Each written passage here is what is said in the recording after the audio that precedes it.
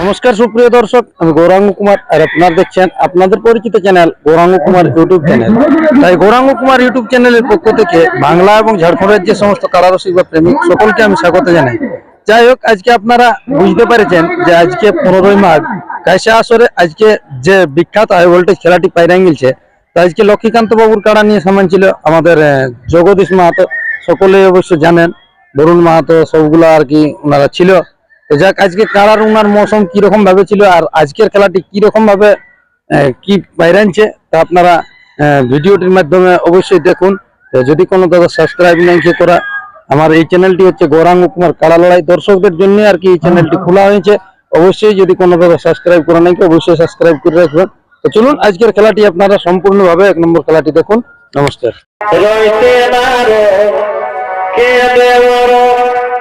ধনিমান করব কেনে লইতে নারো কেনে মর